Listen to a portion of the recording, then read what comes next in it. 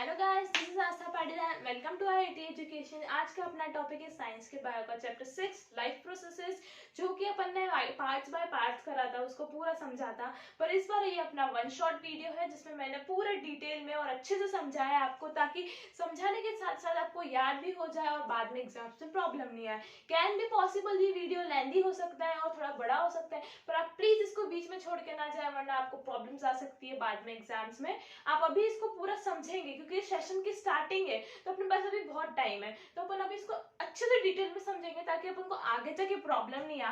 I will try my best कि मैं इसको ज्यादा वीडियो ना, ज्यादा लेंदी ना बनाऊं, but yes can be possible वो बने, क्योंकि अपन डिटेल में पढ़ेंगे और ये चैप्टर बहुत लेंदी है, इसलिए इसको उसको टाइम लग सकता है समझने में। पर अगर आपने ये वीडियो देखा पूरा, तो आई प्रॉमिस आपको पूरा अच्छे से समझ आ जाएगा, पूरा अच्छे से, कोई भी प्रॉब्लम नहीं आएगी। तो अपन इसकी स्टार्टिंग करते हैं। अब इसकी स्टार्टिंग है यही कि लाइफ प्रोसेसेस नाम है चैप्टर का, तो अपन को यही देखना पड़ेगा कि लाइफ प्रोसेसेस होता क्या है। Life processes, all the processes which are necessary to maintain life in an organism are called life processes। वो सब प्रोसेस जो अपनी लाइफ को मेंटेन करने के लिए चाहिए, वो सारी प्रोसेस जो अपनी लाइफ को मेंटेन करने के लिए चाहिए, वो सब लाइफ प्रोसेसेस कहलाती है। अब लाइफ प्रोसेसेस क्या है जो अपने लाइफ को मेंटेन करने के लिए चाहिए होती है? क्या हो सकती है? Nutrition, respiration, transportation and excretion. ये चार प्रोसेस हो सकती है, और ये चार प्रोसेस ही पढ़ेंगे अपन इस चैप्टर में। ये चार प्रोसेस ही है इस चैप्टर में। इन चार प्रोसेस को आपने डिटेल में मेरे साथ पढ़ लिया तो आपको ये चैप्टर बहुत अच्छे से समझ आ जाएगा, बहुत अच्छे से। तो अपन सबसे पहले देखेंगे न्यूट्रिशंस को। न्यूट्रिशंस क्या होता है? न्यूट्रिएंट्स जो अपन न्यूट्रिएंट्स लेते हैं, और उस न्यूट्रिएंट्स को खाने के बाद जो एनर्जी क्रिएट होती है, जनरेट होती है अपनी बॉडी में, वो न्यूट्रिशंस होते हैं। ठीक है, न्यूट्रिशंस वी ऑल नो। उसके बाद न्यूट्रिशन दो टाइप के होते हैं, autotrophic nutritions and heterotrophic nutritions. ठीक है, तो ऑटोट्रॉफिक न्यूट्रिशंस क्या होते हैं? Autotrophic nutritions, organism can make their own food through photosynthesis. वो ऑर्गेनिज्म जो खुद का खाना खुद बना सकते हैं, वो कहलाते हैं ऑटोट्रॉफिक न्यूट्रिशंस। और इसका एग्जांपल क्या हो सकता है? इसका एग्जांपल प्लांट्स हो सकता है ना, क्योंकि उनके पास फोटोसिंथेसिस भी है और वो खुद का खाना खुद बना सकते हैं। सो इसका एग्जांपल ग्रीन प्लांट ले लेते हैं अपन। ठीक है, फिर नेक्स्ट है heterotrophic nutritions. Organism can not make their own food as they don't have chlorophyll. ये ऑर्गेनिज्म जो खुद का खाना खुद नहीं बना सकते, because as they don't have chlorophyll. इसका एग्जांपल अपन ह्यूमंस ले सकते हैं। अपन खुद का खाना खुद नहीं बना सकते, अपन डिपेंड रहते हैं। किसके ऊपर डिपेंड रहते हैं? Depend on plants. Upon plants के ऊपर डिपेंड रहते हैं ना। अपने पास क्लोरोफिल भी नहीं है, बट प्लांट्स के पास है। प्लांट्स बना सकते हैं खुद का खाना खुद, अपन नहीं बना सकते। तो इस हेटरोट्रॉफिक न्यूट्रिशंस का एग्जांपल क्या हो सकता है? Human beings. और ऑटोट्रॉफिक न्यूट्रिशंस का एग्जांपल हो सकता है प्लांट्स। हेटरोट्रॉफिक न्यूट्रिशंस में वो है कि फूड खुद नहीं बना सकते खुद, और वो डिपेंड रहते हैं दूसरों के ऊपर। ठीक है, और हेटरोट्रॉफिक न्यूट्रिशंस में और पार्ट है, देखते हैं अपन। Parasitic, holozoic and saprotrophic nutrients. इनको पढ़ेंगे अपन और डिटेल में। तो अपन चलते हैं अपन नेक्स्ट पे। Autotrophic nutrition can make their own food through photosynthesis process. ये अपन ने पहले भी पढ़ा कि ऑटोट्रॉफिक न्यूट्रिशंस वो न्यूट्रिशन है जिसमें ऑर्गेनिज्म खुद का खाना खुद से बना सकते हैं थ्रू फोटोसिंथेसिस प्रोसेस। अपन स्टार्टिंग से पढ़ते आ रहे हैं कि फोटोसिंथेसिस प्रोसेस क्या होती है। We all know that photosynthesis process क्या है, but we don't know that photosynthesis process के रिएक्शंस क्या है। उसके रिएक्शंस क्या है वो अपन देखते हैं। फोटोसिंथेसिस रिएक्शन, प्लांट क्या इनहेल करता है? CO2, carbon dioxide. ठीक है, plus H2O in presence of chlorophyll and sunlight. किसके प्रेजेंस में? क्लोरोफिल और सनलाइट के प्रेजेंस में क्या बनता है? फूड क्या है उनका? ग्लूकोज। और ग्लूकोज का केमिकल नेम है C6H12O6। ठीक है, ग्लूकोज केमिकल नेम C6H12O6, ये याद रखना, इंपॉर्टेंट है। Plus O2 plus H2O। तो ये CO2 plus H2O in presence of chlorophyll and sunlight, is made, क्या बन रहा है उसका फूड, जो कि ग्लूकोज है C6H12O6 plus O2 plus H2O, ये चीजें बन रही है। अब क्वेश्चंस बोर्ड एग्जाम में कैसे आ सकते हैं इसके कि रॉ मटेरियल बताइए, इसके रॉ मटेरियल बता सकते हैं। तो क्या हो सकते हैं इसके raw material,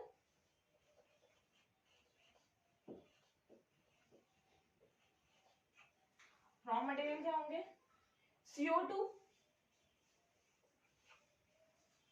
H2O,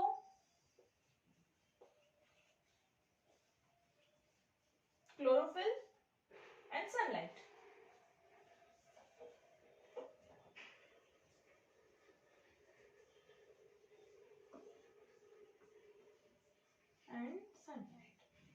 H2O water, CO2 carbon dioxide, chlorophyll, sunlight, ये चार इसके रॉ मटेरियल्स के हो गए। तो बोर्ड एग्जाम में ऐसे ही क्वेश्चन पूछेंगे कि इसका रॉ मटेरियल बता दो, तो आप बोल देना आराम से कि CO2, H2, क्लोरोफिल, सनलाइट, ये चार ये हो गए रॉ मटेरियल्स, आपको मार्क्स आराम से मिल जाएंगे। तो अपन ने पढ़ लिया फोटोसिंथेसिस के रिएक्शंस। नेक्स्ट है इसकी स्टेप्स। स्टेप्स देखते हैं। स्टेप्स क्या है, absorption of light energy by chlorophyll, means जो प्लांट्स होते हैं वो एनर्जी, लाइट एनर्जी एब्जॉर्ब कर देंगे, क्योंकि उनके आसपास लाइट एनर्जी ही प्रेजेंट होती है ना, और कोई सी एनर्जी तो प्रेजेंट होती ही नहीं है। सो लाइट एनर्जी किसने, प्लांट्स ने एब्जॉर्ब करी बाय क्लोरोफिल। प्लांट्स के अंदर क्या होता है, क्लोरोफिल प्रेजेंट होता है, अपन को सबको पता है कि क्लोरोफिल प्रेजेंट होता है। क्लोरोफिल ने लाइट एनर्जी को एब्जॉर्ब करा, ठीक है, लाइट एनर्जी कहाँ से आई, सन से आई, तो उसको एब्जॉर्ब करा और क्या करा, एब्जॉर्ब कर लिया, लाइट एनर्जी को एब्जॉर्ब कर लिया। नेक्स्ट स्टेप क्या है, conversion of light energy to chemical energy and splitting of water molecules into hydrogen and oxygen. मतलब लाइट एनर्जी जो अपन को मिली थी, जो मतलब क्लोरोफिल ने एब्जॉर्ब करी थी, प्लांट्स की क्लोरोफिल ने एब्जॉर्ब करी थी, उसका कन्वर्जन होगा किसमें, light energy to chemical energy, किसमें, light energy to chemical energy, and splitting of water molecules. Splitting मतलब ब्रेक डाउन करना, मतलब स्प्लिट करना, दो पार्ट्स में स्प्लिट करना, किसके, water molecules. Water molecules, water molecules क्या है, H2O। H2O को स्प्लिट करा into hydrogen and oxygen. Like ले लीजिए H2O, H2 है, उसको स्प्लिट करेंगे तो हाइड्रोजन एंड ऑक्सीजन का होगा। स्प्लिट करने में यही आएंगे ना, हाइड्रोजन और ऑक्सीजन, ठीक है। तो स्प्लिट करने में हाइड्रोजन और ऑक्सीजन आ गए। उसके बाद क्या है, third process, reduction of carbon dioxide to carbohydrate, मतलब कार्बन डाइऑक्साइड का रिडक्शन होगा टू कार्बोहाइड्रेट। तो ये है इसकी तीन प्रोसेस। ये प्रोसेस बहुत इंपॉर्टेंट है, ये स्टेप्स बहुत इंपॉर्टेंट है, बोर्ड एग्जाम में बहुत बार पूछ चुका है क्वेश्चन, ये बहुत बार आ चुका है, तो आप इसको एक बार अच्छे से समझ के याद कर लेना। इसीलिए मैं आपको अच्छे से समझा रही हूँ, ताकि आपको साथ ही इसकी याद भी हो जाए और इजी लगे आपको, कि बाद में आप रिवाइज भी करें तो आपको इतना ध्यान नहीं देना पड़े। तो अपनी हो गई स्टेप्स। उसके बाद नेक्स्ट टॉपिक है स्टोमेटा। स्टोमेटा क्या है, ये अपन ने 9th में पढ़ा था। जो टाइनी पोर्स प्रेजेंट होते हैं प्लांट्स पे, प्लांट्स के सरफेस पे टाइनी पोर्स प्रेजेंट होते हैं, उनको कहते हैं स्टोमेटा। देखते हैं क्या है stomata pores. Stomata are tiny pores-like structure present on the surface of leaf. वही है जो tiny stomata, tiny structure है, like structure है जो कि present होता है leaves के surface पे, किसके, leaf के surface पे। उसके बाद क्या है इसका function of stomata, exchange of gases and transpiration, exchange of gases and transpiration। like देखिए आप, ये डायग्राम मैंने बनाया है स्टोमेटा का। सी, ये है ओपन स्टोमेटल पोर्स और ये क्लोज स्टोमेटल पोर्स। सी, तो ये जो है ये स्टोमेटा पोर्स हो गया, ठीक है, स्टोमेटा पोर्स हो गया। ये जो है ये क्लोरोप्लास्ट है, जो ये है ना सर्कल्स छोटे छोटे से, ये है क्लोरोप्लास्ट, ये कहलाते हैं क्लोरोप्लास्ट। और ये जो टू किडनी लाइक स्ट्रक्चर है जो मैंने बनाया है, ये कहलाते हैं गार्ड सेल्स। क्या कहलाते हैं वो, गार्ड सेल्स। तो ये अपना स्टोमेटा का डायग्राम है। पहला जो है ओपन स्टोमेटल पोर्स है, यहाँ पे ये ओपन है ना, इतनी गैप है ना इसमें, तो ये ओपन हुआ। सी, क्लोज स्टोमेटल पोर्स को मैं लिख देती हूँ, क्लोज्ड स्टोमेटल पोर्स, ठीक है। तो इसमें ज्यादा गैप नहीं है, मतलब ये ऑलमोस्ट चिपका हुआ है, ऑलमोस्ट चिपका हुआ है ना, ज्यादा गैप है नहीं उसमें, तो सेम ही है नेम्स तो, बट ये है इसमें डिफरेंस कि ये ओपन स्टोमेटल है जिसमें कि ये बहुत ज्यादा गैप है, ओपन है ना वो, और ये पे क्लोज है ये, इसलिए इसमें ज्यादा गैप नहीं है, ये क्लोज है। तो आपको स्टोमेटा समझ आया होगा, इसके फोटोसिंथेसिस रिएक्शन समझ आए होंगे, स्टेप समझ आई होगी। तो अपन चलते हैं अपने नेक्स्ट टॉपिक पे। So our next topic is heterotrophic nutrition. Heterotrophic nutrition मैंने बताया था आपको, वो न्यूट्रिशन जो कि खुद का फूड खुद नहीं बना सकते, can not make their own food and depends on other. ये मैंने लिखा नहीं है पर मैंने आपको बता दिया था इसलिए नहीं बताया। मैंने आपको बताया था कि जो वो ऑर्गेनिज्म जो डिपेंड होते हैं दूसरे पे, खुद का फूड नहीं बना सकते। एंड एग्जांपल्स दिए थे अपन ह्यूमंस, अपन डिपेंड होते हैं प्लांट्स पे, अपन खुद का फूड खुद नहीं बना सकते ना। मैंने बताया था इसके कुछ पार्ट्स भी हैं जो कि है parasitic nutrition, saprotrophic nutrition and holozoic nutrition. ठीक है, इनको अपन डिटेल में देखेंगे। तो सबसे पहले अपन देखेंगे पैरासिटिक न्यूट्रिशन क्या होता है। Parasitic nutrition take food from the body of other organism by living on or in their body।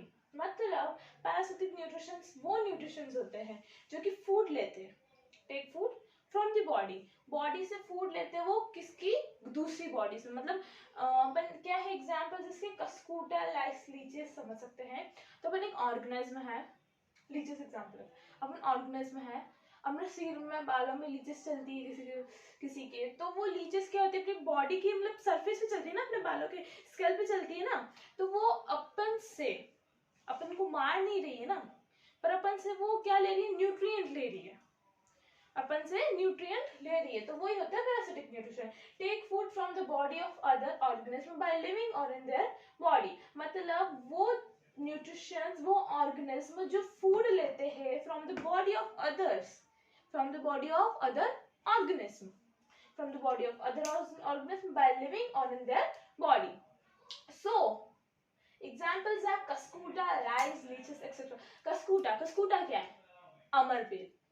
कसकुटा क्या है, अमरबेल। वो किसी प्लांट के चारों तरफ घूमती है, आर पार घूमती है, तो वो क्या करती है, वो आर पार घूमती है, तो वो क्या है, जो कसकूटा जो अमरबेल प्लांट है वो दूसरे प्लांट के ऊपर घूमती है, उसको मारती तो नहीं है ना, उसको कुछ नुकसान तो नहीं पहुंचाती है, बट यस उसका न्यूट्रिएंट लेती है, वो उसका फूड उससे लेती है, वो चुरा लेती है उसका फूड। ऐसा नहीं कि वो खुद का फूड बना लेती है, उसका फूड ले लेती है वो। तो यही पैरासिटिक न्यूट्रिशन होते हैं। नेक्स्ट है अपना सेप्टोट्रॉफिक न्यूट्रिशन।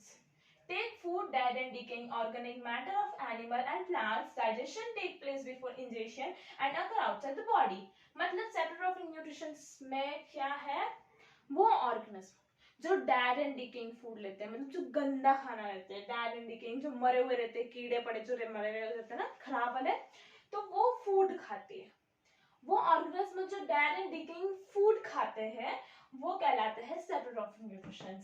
एंड प्लांट्स जो गंदे मरे हुए सड़े हुए एनिमल्स और प्लांट्स होते वो खाते हैं जो ऑर्गेनिज्म, वो कहलाते हैं सेप्टोट्रॉफिक न्यूट्रिशन। उसके बाद क्या है, digestion take place before injection. इनका क्या है, डाइजेशन जो होता है वो इंजेक्शन के पहले हो जाता है। इंजेक्शन मतलब खाना खाने से पहले इनका डाइजेशन हो जाता है। तो ये कैसे पॉसिबल है, ये इनके इसमें पॉसिबल है, अपने इसमें नहीं है। अपन पहले खाना खाते हैं उसके बाद डाइजेशन होता है, बट इनके खाना खाने से पहले, मुंह में लेने से पहले, इंजेक्शन करने से पहले इनका डाइजेशन हो जाता है। क्या हो जाता है, पहले ही डाइजेशन हो जाता है इनका, एंड अगर आउटसाइड द बॉडी। इसके एग्जांपल क्या है, यीस्ट, ब्रेड्स एक्सेट्रा। तो ये हो गया अपना सेप्टोट्रॉफिक न्यूट्रिशन, आई होप समझ आया होगा आपको। उसके बाद है होलोजोइक न्यूट्रिशन। क्या है, होलोजोइक न्यूट्रिशन। होलोजोइक न्यूट्रिशन से आपको थोड़ा नाम से लग रहा होगा, होलोजोइक मतलब होल, पूरा होल। तो क्या है, ingest complex organic matter and the ingested food is digested and absorbed by the body cells। मतलब ऑर्गेनिक फूड मैटर मतलब बड़ा बड़ा होल, एक साथ पूरा खाना खा लेना, एक साथ पूरा खाना खा लेना। And ingested food is digested मतलब जो खाना खाया वो डाइजेस्ट होगा, एब्जॉर्ब होगा बाय द बॉडी सेल। कौन करेगा, बॉडी सेल करेंगे। तो इसका होलोजोइक ये है कि एक साथ पूरा खाना खा लेना। होलोजोइक मतलब होल। तो आप ऐसे याद रख रख सकते हैं। होलोजोइक न्यूट्रिशन, होल खाना खाना, सेप्रोट्रॉफिक न्यूट्रिशन, सैप्रोट्रॉफिक न्यूट्रिशन है ना, ये तो डायल एंड डिकेइंग याद रखना है आपको। उसके बाद है heterotrophic nutrition, heterotrophic nutrition, heterotrophic nutrition, sorry heterotrophic नहीं, पैरासिटिक न्यूट्रिशन, हेटरोट्रॉफिक तो पार्ट्स है ये सारे। पैरासिटिक न्यूट्रिशन, पैरासिटिक न्यूट्रिशन जो कि दूसरे से खाना चुराते हैं, तो ऐसा आप याद रख सकते हो। वैसे मैं आपको बहुत अच्छे से समझा रही हूँ तो आपको समझ आ रहा होगा। अब अपना नेक्स्ट टॉपिक है न्यूट्रिशंस इन अमीबा। क्या है न्यूट्रिशंस इन अमीबा? क्या है न्यूट्रिशंस इन अमीबा में पहले मैं आपको डायग्राम के थ्रू समझाऊंगी, उसके बाद फिर जो प्रोसेसेस है, 5 प्रोसेस जो होती है डाइजेशन की, मतलब आई मीन जो बॉडी की 5 प्रोसेस होती है वो मैं आपको बताऊंगी through the help of amoeba. पहले डायग्राम देखते हैं अपन। अमीबा का डायग्राम कुछ ऐसा होता है, ठीक है। ये बीच में न्यूक्लियस होता है, ये फूड पार्टिकल है। अमीबा अपन ने किसमें एग्जांपल लिया था? इसमें नहीं ना, होलोजोइक में ना एग्जांपल है ना अमीबा। तो होलोजोइक में अमीबा क्या करता है? सारा खाना खा लेता है एक साथ। क्या करता है? सारा खाना एक साथ खा लेना। देखते हैं अपन कैसे खाते हैं। ये न्यूक्लियस है, ये अमीबा का डायग्राम है, फूड पार्टिकल है। चलो अभी तो कुछ खाया नहीं, कुछ करा नहीं, नेक्स्ट आगे आते हैं। क्या करा इस अमीबा ने? सूडोपोडिया। तो इसका जैसा इसने शेप बनाया, सूडोपोडिया कि जैसे शेप बनाया, अपना फूड पार्टिकल बीच में है, इसके चारों तरफ इसको घेर दिया है। तो इस टाइप का इन्होंने स्ट्रक्चर बना लिया, इनको इस फूड को घेरा। उसके बाद में फूड वैक्यूल बना लिया, मतलब ऑलमोस्ट उसको अंदर डालने वाले, अमीबा की जो बॉडी उसको अंदर खींचने वाला है फूड को। तो फूड वैक्यूल बन गया अपना। क्या बन गया? फूड वैक्यूल बन गया। उसके बाद तो फिर खाना चला ही गया अंदर। ऐसा तो नहीं इसको तोड़ा, ब्रेक डाउन करके खाया। होलोजोइक एक साथ खाना। समझ आया होगा डायग्राम के थ्रू आपको। अमीबा का डायग्राम लिया ना मैंने, तो इसके थ्रू आपको समझ आया होगा होलोजोइक न्यूट्रिशंस क्या है। तो एक साथ खाना खा लिया उसने। ये देखिए अपने चारों स्टेप्स समझ आई। आई होप आपको समझ आई होगी। अब अपन इसकी जो अपनी बॉडी की जो प्रोसेस होती है 5, इसके थ्रू, इसके हेल्प से अपन समझेंगे। तो अपना है नेक्स्ट स्टेप्स ऑफ न्यूट्रिशन। ये स्टेप्स ऑफ न्यूट्रिशन स्टार्ट करने के पहले मैं आपको कुछ बता देती हूँ डेजर्ट प्लांट्स के बारे में। डेजर्ट प्लांट्स जो होते हैं वो अपना स्टोमेटा ओपन करते हैं during the day times and the stomata जब उनका क्लोज होता है ड्यूरिंग नाइट टाइम। अब फोटोसिंथेसिस प्रोसेस कैसे करते हैं? फोटोसिंथेसिस प्रोसेस वो नाइट में करते हैं, ना कि दिन में, डे में नहीं करते, वो नाइट में करते हैं फोटोसिंथेसिस प्रोसेस। अब आप सोच रहे होंगे कि फोटोसिंथेसिस प्रोसेस नाइट में कैसे हो गई, क्योंकि उस वक्त सनलाइट प्रेजेंट नहीं होती है। तो वो भी एक दिमाग लगाते हैं अपना, और क्या करते हैं वो फोटोसिंथेसिस प्रोसेस करते हैं नाइट में। कैसे? सनलाइट प्रेजेंट नहीं होती, तो वो क्या करते हैं, फूड जो है उनका फूड वो पहले मैलिक एसिड में कन्वर्ट कर देते हैं। उसके बाद फिर वो डे में जब सनलाइट आ जाती है उसके बाद फिर उस मैलिक एसिड को ग्लूकोज में कन्वर्ट कर देते हैं। पहले मैलिक एसिड बनाएंगे, फिर बाद में उसको ग्लूकोज में कन्वर्ट कर देंगे। ग्लूकोज तो आपको पता ही है उनका फूड होता है। तो इतना दिमाग लगाते हैं वो। अब अपन चलते हैं अपने न्यूट्रिशन स्टेप्स ऑफ न्यूट्रिशन पे। स्टेप्स ऑफ न्यूट्रिशन क्या है वो देखेंगे पहले अपन। सबसे पहले है इंजेशन, फिर है डाइजेशन, फिर है एब्जॉर्प्शन, फिर एसिमिलेशन एंड इजेशन। इंजेशन क्या है? engulfs the food. इंजेशन, ये 5 प्रोसेस है जिसमें पहली आती है इंजेशन। ये सीक्वेंस से याद करना। पहली प्रोसेस है इंजेशन। इंजेशन में क्या होता है? फूड इंगल्फ करते हैं, मतलब अपन ह्यूमंस अपन क्या करते हैं, इंजेशन का फूड को इंजेस्ट करते हैं ना, तो अपन खाना खाते हैं, किसके मुंह से खाते हैं अपन खाना। तो इंगल्फ द फूड अंदर लेते हैं। कौन कौन सी प्रोसेस लेती है? इंजेशन।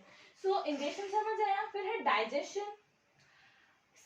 अब आप सोच रहे होंगे कि ये नेम्स थोड़े याद नहीं होंगे, प्रॉब्लम्स आएगी। तो देखो, आप किसी की हेल्प मतलब हिंट के थ्रू याद करो। इंजेशन, इंजेशन, इन मतलब अंदर लेना खाने को, तो इंजेशन, तो इसके थ्रू आपको याद भी हो जाएंगे। इंजेशन का फंक्शन क्या होगा? इंजेशन मतलब इन का मतलब अंदर, तो अपन अंदर ले रहे खाना, ऐसे याद रखो। तो इंगल्फ्स द फूड। फिर डाइजेशन, तो डाइजेशन क्या होता है? फूड डाइजेस्ट करता है। अपन स्टार्टिंग से पढ़ते आ रहे हैं डाइजेशन, फूड डाइजेस्ट करता है, तो डाइजेस्ट फूड। फिर है absorption, the digested is absorbed, I mean digested food is absorbed. इसमें थोड़ा लिखना रह गया। तो जो डाइजेस्टेड फूड होता है वो एब्जॉर्ब होता है। कौन करता है? एब्जॉर्प्शन। फिर है assimilation, to transfer the nutrient from one place to another place. Assimilation क्या है? फूड जो होता है उसको ट्रांसफर करता है अपने बॉडी में. अपनी बॉडी कितनी बड़ी है अब, तो जो फूड है उसको पूरी बॉडी को फूड चाहिए होता है ना, तो फूड है उसको एक प्लेस से दूसरी प्लेस तक ट्रांसफर करने का काम एसिमिलेशन करेगा. कौन करेगा? एसिमिलेशन. फिर फिफ्थ है अपना egestion. Undigested food is moved to the surface of the cell. मतलब इजेशन का काम है जो अनडाइजेस्टेड फूड होता है उसको अपने बॉडी से बाहर निकालना, उसको अपने सेल से बाहर निकालना, वो काम हो गया इजेशन का. तो ये 5 प्रोसेसेस सीक्वेंस वाइज मैंने आपको बता दिया. आई होप आपको याद हुई होगी. फिर अपना नेक्स्ट है digestion in humans. Heterotrophic nutrients. Humans, अपनी ह्यूमंस में डाइजेशन कैसा होता है? 2 प्रोसेस है. एंजाइम्स. एंजाइम्स क्या है? दे आर बायोकैटलिस्ट. बायोकैटलिस्ट क्या होता है यही सोच रहे होंगे, उसको अपन बाद में पढ़ेंगे. 2 प्रोसेस देखते हैं, enzymes and second is alimentary canal. Alimentary canal, alimentary canal जो अपनी बॉडी की एलिमेंट्री कैनाल होती है अपनी बॉडी में, जो स्टार्ट होती है from mouth and and till and still anus. Mouth से स्टार्ट होती है और एनस पे खत्म होती है. कौन? Alimentary canal. Enzymes they are biocatalyst. Biocatalyst क्या है? Biocatalyst they didn't take part in it but used to speed up the reaction. Biocatalyst ऐसे होते हैं कि कुछ भी चीज जो भी करते हो उसमें पार्ट नहीं लेते, पर क्या है इनका? स्पीड अप जरूर करते हो, इसका रिएक्शन को स्पीड अप करते हैं. ठीक है, तो ये बात हो गई बायोकैटलिस्ट की. तो अपन सबसे पहले एलिमेंट्री कैनाल को डिटेल में पढ़ेंगे. माउथ से एनस तक उसके फंक्शंस देखेंगे, उसका क्या फंक्शन है, वो क्या करता है वो देखते हैं. Alimentary canal. एलिमेंट्री कैनाल की अपनी स्टार्टिंग ही होती है टीथ से. माउथ की स्टार्टिंग भी टीथ से ही होती है ना, तो teeth helps in cutting the food. Food को चबाने में टीथ हेल्प करता है, मतलब फूड को स्मॉल पार्टिकल्स में ब्रेक डाउन करने में हेल्प करता है. कौन करता है? टीथ. नेक्स्ट है tongue. Move the food in mouth and mix it with saliva. मतलब जो अपना टंग है वो क्या करता है? हेल्प फूड को पूरे माउथ में, पूरे मुंह में घुमाने की घुमाता है, ये इतना काम करता है. और उसको सलाइवा के साथ मिक्स भी करता है. सलाइवा जो अपने मुंह में प्रेजेंट होता है उसके साथ मिक्स भी करता है. उसके बाद है salivary glands. Salivary glands, salivary glands secrete saliva. Salivary amylase इस सलाइवा का एंजाइम. एंजाइम अपन ने पढ़े थे, मतलब एंजाइम के बारे में पढ़ा था ना, तो एंजाइम इस सलाइवा का एंजाइम क्या है? Salivary amylase. सलाइवा अपन को पता है अपने मुंह में घूमता है, तो सलाइवरी ग्लैंड जो होता है जो कि सलाइवा प्रोड्यूस करता है, तो salivary gland secrete saliva. Salivary gland saliva को बनाता है, सेक्रेट करता है. सलाइवरी एमाइलेस एंजाइम है सलाइवा का. फिर salivary amylase to digest starch. Salivary amylase क्या करता है? सलाइवरी एमाइलेस वो डाइजेस्ट करता है स्टार्च को. किसको? स्टार्च को वो डाइजेस्ट करता है. और मॉइस्चर द फूड, मॉइस्चर करता है फूड को. ठीक है, इसके 2 फंक्शन हो गए. किसके? सलाइवरी एमाइलेस के. उसके बाद क्या है next? Oesophagus. Oesophagus the food moves down in the digestive tube due to the peristaltic movement. Oesophagus food pipe. Food pipe क्या करती है? फूड को अंदर ले जाती है ना, खाने को, अपना खाना जो है वो मुंह से पेट के अंदर ले जाने की हेल्प कौन करता है? ईसोफेगस. ईसोफेगस पहले अपन उसको बोल देते हैं फूड पाइप, जो कि आप कहते हैं ईसोफेगस. वो फूड को ले जाता है नीचे in the digestive tube due to the peristaltic movement. अब ये कौन सा मूवमेंट है? ये मूवमेंट वो होता है कि जो अपना फूड अंदर जा रहा है, अभी जिस पोजीशन में फूड है, लाइक लीजिए एग्जांपल, फूड यहाँ है, अभी फूड जैसे ही यहाँ आया तो वो एक स्ट्रेचेबल चीज होती है ना, तो फूड यहाँ आ गया तो वो फुल जाएगा, थोड़ा सा स्पेस ले लेगा. उसके बाद फिर नीचे फूड आएगा तो फिर नीचे हो जाएगा, ऐसे फिर नीचे हो जाएगा. तो फूड जैसे आता रहेगा वो थोड़ा सा फैलता जाएगा, फिर कम हो जाएगा. मतलब वो होता है ना कॉन्ट्रैक्शन रिलैक्सेशन, उस टाइप का इसका काम है. ये होता है पेरिस्टाल्टिक मूवमेंट.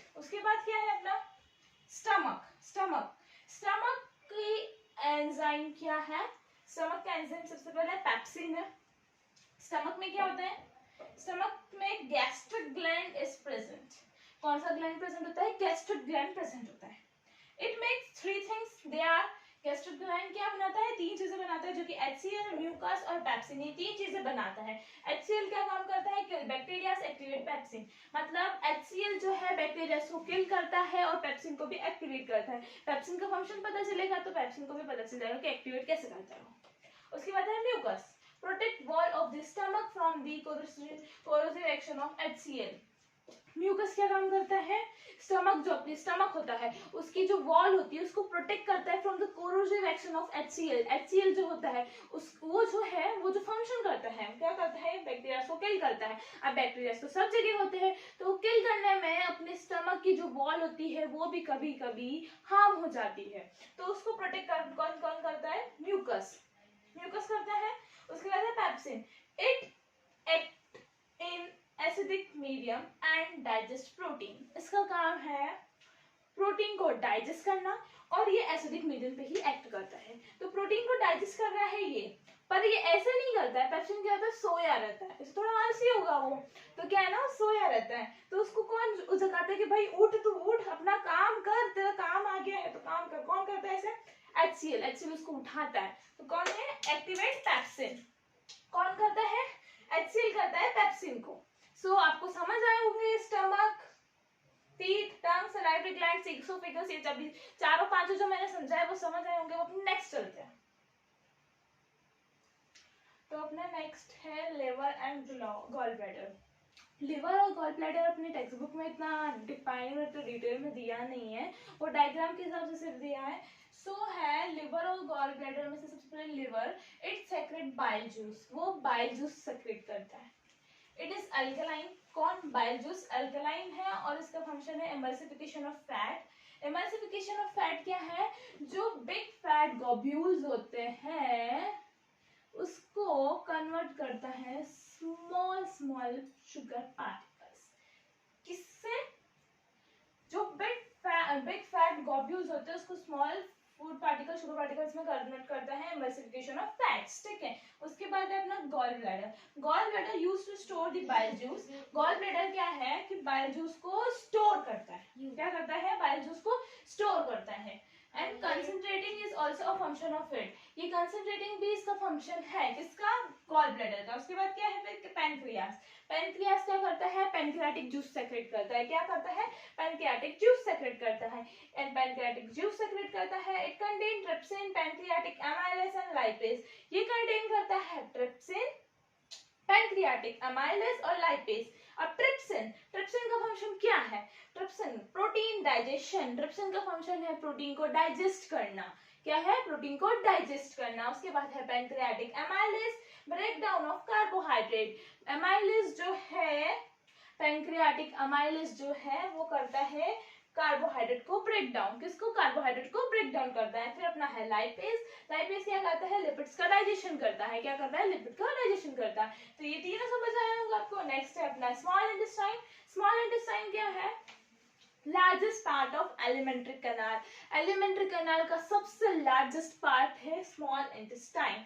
अपना डाइजेशन यही एंड होता है, पर उसके बाद फिर लार्ज इंटेस्टाइन्स भी आता है, फिर एनस आता है, रेक्टम आता है। तो पहले अपन देखते हैं small intestine, largest part of alimentary canal. 3 process होती है। स्मॉल इंटेस्टाइन 3 प्रोसेस करता है। कौन सी? Digestion, absorption, assimilation. कौन सी? Digestion, absorption, assimilation. सबसे पहले देखते हैं डाइजेशन। डाइजेशन में क्या होता है? फूड डाइजेस्ट होता है, फाइनल प्रोडक्ट में जाता है, फाइनल प्रोडक्ट में कन्वर्ट होता है वो। तो कार्बोहाइड्रेट का फाइनल प्रोडक्ट क्या होगा? Glucose, through in presence of enzymes. उसके बाद कार्बोहाइड्रेट जो है वो कॉम्प्लेक्स शुगर है, पर उसको फाइनल प्रोडक्ट में कन्वर्ट करा डाइजेशन के प्रोसेस से, तो जो फाइनल प्रोडक्ट आ रहा है अपना वो है ग्लूकोज। तो वो क्या होगा? Simple sugar. उसको कॉम्प्लेक्स शुगर से सिंपल शुगर में कन्वर्ट करा है, तो वो क्या हो गया? उसका फाइनल प्रोडक्ट आ गया। उसके बाद अपना नेक्स्ट प्रोटीन। प्रोटीन का फाइनल प्रोडक्ट क्या होगा? Amino acid. फिर नेक्स्ट फैट्स और लिपिड्स, उसका फाइनल प्रोडक्ट होगा फैटी एसिड एंड ग्लिसरॉल, ठीक है। तो डाइजेशन के कुछ फाइनल प्रोडक्ट्स आपने देखे हैं, ये इंपॉर्टेंट है, ये अपने बोर्ड एग्जाम में पूछे गए हैं बहुत बार, तो एक बार अच्छे से देख लेना आप। उसके बाद फिर आते हैं अपने absorption and assimilation digestion process. देखिए एब्जॉर्प्शन एंड एसिमिलेशन प्रोसेस अब देखते हैं। एब्जॉर्प्शन और एसिमिलेशन प्रोसेस किसमें होती है? स्मॉल इंटेस्टाइन में, विलाई में। स्मॉल इंटेस्टाइन के अंदर विलाई प्रेजेंट होता है, present inner lining of small intestine. Inner lining जो होती है स्मॉल इंटेस्टाइन की, वहां पे प्रेजेंट होता है विलाई। सो इसका क्या है? Finger like project. ये जो है इसका जो स्ट्रक्चर है वो फिंगर लाइक है, ठीक है। क्या है? Finger like projection. उसका फिर it have many blood vessels, इसके आसपास बहुत सारी ब्लड वेसल्स। इसके इट हैव मतलब उसके पास है ब्लड वेसल्स, बहुत सारी ब्लड वेसल्स है। उसके बाद इसका function to maximise surface area, villi का सरफेस एरिया मैक्सिमाइज करना इसका फंक्शन है। क्यों करना? ताकि जो न्यूट्रिएंट है वो ज्यादा से ज्यादा एब्जॉर्ब हो सके, ताकि जो अपने न्यूट्रिएंट है वो वेस्ट नहीं जाए, ज्यादा से ज्यादा एब्जॉर्ब कर सके। कौन? विलाई। तो इसका फंक्शन ये हो गया। उसके बाद फिर नेक्स्ट फंक्शन इसका एसिमिलेशन हुआ। अब मैंने जो न्यूट्रिशन की जो स्टेप्स बताई थी, मैंने जो थी वो 5, उसमें आपको मैंने बताया था एसिमिलेशन का फंक्शन भी। तो एब्जॉर्प्शन कैसे हुआ? एब्जॉर्प्शन कैसे हुआ? न्यूट्रिएंट को ज्यादा से ज्यादा न्यूट्रिएंट को एब्जॉर्ब करना, सरफेस एरिया मैक्सिमाइज करा, ज्यादा से ज्यादा न्यूट्रिएंट को एब्जॉर्ब करा ताकि न्यूट्रिएंट वेस्ट नहीं जाए। फिर एसिमिलेशन है अपना सॉरी पायरोडिक स्पिंटर। नेक्स्ट अपना पायरोडिक स्पिंटर। इसमें 2 स्पिंटर है, पायलोरिक स्पिंटर और एनल स्पिंटर। तो पायलोरिक स्पिंटर क्या है? फूड जो होता है अपना उसको pass from stomach to small intestine, मतलब जो फूड है वो फूड किससे? स्टमक से स्मॉल इंटेस्टाइन में जो पास हो रहा है वो कौन करता है? Pyloric sphincter. जो अपना फूड है उसको स्टमक से जो अपने स्मॉल इंटेस्टाइन है उस तक ले जाने का काम पायलोरिक स्पिंटर करता है। फिर जो एनस स्पिंटर है उसका फंक्शन ये है कि एनस स्पिंटर जो है वो अपना एनस का रेगुलेट वो एनस स्पिंटर करता है, मतलब opening and closing of anus sphincter का फंक्शन, ठीक है। तो अपना न्यूट्रिशन टॉपिक कंप्लीट हुआ। नेक्स्ट रेस्पिरेशन पे चलते हैं। अपना रेस्पिरेशन, अपन ने रेस्पिरेशन क्या होता है वो अपन ने पहले प्रीवियस क्लासेस में पढ़ा है। जब अपन छोटा था तब अपन ने पढ़ा था कि रेस्पिरेशन वो होता है टेकिंग ऑफ ऑक्सीजन एंड जो इनटेक करते हैं वो ऑक्सीजन और जो रिलीज करते हैं कार्बन डाइऑक्साइड, वो रेस्पिरेशन होता है। But no, it is not respiration. वो पहले की क्लास में होता था रेस्पिरेशन, अब नहीं होता वो रेस्पिरेशन। रेस्पिरेशन क्या होता है वो देखते हैं अपन। Living organisms break down organic compounds such as glucose in presence of oxygen to provide energy for life processes. मतलब लिविंग ऑर्गेनिज्म जो है, आप ये इतना वो मत समझिए, आप तो ये समझ लीजिए कि break down of glucose in presence of oxygen to provide energy for life processes वो है, ठीक है। First step is break down of glucose. First step जो है वो ब्रेक डाउन ऑफ ग्लूकोज है। तो ग्लूकोज को कैसे ब्रेक डाउन करा और किसमें ब्रेक डाउन करा वो देखते हैं। Glucose it contain 6 carbon molecules. Glucose को साइटोप्लाज्म में ब्रेक डाउन करा टू पायरुवेट में ब्रेक डाउन करा। फिर पायरुवेट क्या भरेगा? 3 चले ना, 3 एरो। तो सबसे पहला एरो देखते हैं, एब्सेंस ऑफ ऑक्सीजन किसमें? इन यीस्ट। एब्सेंस ऑफ ऑक्सीजन में पायरुवेट कन्वर्ट होगा एथेनॉल O2 जो है एनर्जी 2 कार्बन मॉलिक्यूल्स। मतलब ये जो है एथेनॉल, ये बन रहा है, एथेनॉल बन रहा है प्लस O2 प्लस एनर्जी। मतलब जो पायरुवेट है वो कन्वर्ट हो रहा है एथेनॉल में, O2 मतलब ऑक्सीजन में और एनर्जी में, एनर्जी 2 कार्बन मॉलिक्यूल्स, ठीक है। उसके बाद फिर जो पायरुवेट है लैक ऑफ ऑक्सीजन में, ये जो एब्सेंस ऑफ ऑक्सीजन था ना उसको यीस्ट में होता था, किसमें? यीस्ट में हुआ। तो पायरुवेट जो है लैक ऑफ ऑक्सीजन में हुआ अपने मसल सेल्स में, किसमें हुआ? अपने मसल सेल्स में। ये क्या हो रहा है? ये किसमें कन्वर्ट हो रहा है? Lactic acid plus energy. Lactic acid और एनर्जी में कन्वर्ट हो रहा है कि एनर्जी कितनी है? 3 कार्बन मॉलिक्यूल्स। इसमें एनर्जी थी 2 कार्बन मॉलिक्यूल्स, इसमें एनर्जी है 3 कार्बन मॉलिक्यूल्स। उसके बाद इन प्रेजेंस ऑफ ऑक्सीजन, ये माइटोकॉन्ड्रिया में है, ये किसमें कन्वर्ट होगा? CO2 plus H2O, मतलब CO2 plus H2O energy 38 ATP है। तो CO2 और H2O में कन्वर्ट हुआ ये और एनर्जी इसकी होगी 38 एटीपी सबसे ज्यादा। एडोलेसेंट ट्राइफॉस्फेट एनर्जी माइटोकॉन्ड्रिया में अपन ने पढ़ा था 9th क्लास में, माइटोकॉन्ड्रिया अपना पूरा डिटेल में आया था और उसमें आया था कि माइटोकॉन्ड्रिया एक एनर्जी करेंसी है। एटीपी भी पढ़ा अपन ने एडोलेसेंट ट्राइफॉस्फेट, तो ये 38 एटीपी इसकी एनर्जी है, ठीक है। तो आपको ये भी समझ आया होगा कि ग्लूकोज किस में ब्रेक डाउन हो रहा है, पायरुवेट में हो रहा है, फिर पायरुवेट 3 4 है, तो absence of oxygen ethanol O2 energy ये कन्वर्ट हो रहा है एब्सेंस ऑफ ऑक्सीजन पायरुवेट में, फिर lack of oxygen lactic acid plus energy, उसके बाद फिर प्रेजेंस ऑफ ऑक्सीजन में है CO2 plus H2O plus energy जो है इसकी है 38 ATP। तो आप ये तो समझ आया, पर अपन को ये देखना है कि ये है, एक और चीज मैं बताऊं, ये है एनारोबिक रेस्पिरेशन। क्या है वो? एनारोबिक रेस्पिरेशन, ठीक है। और ये जो है एरोबिक रेस्पिरेशन। अब एनारोबिक रेस्पिरेशन और एरोबिक रेस्पिरेशन क्या होता है?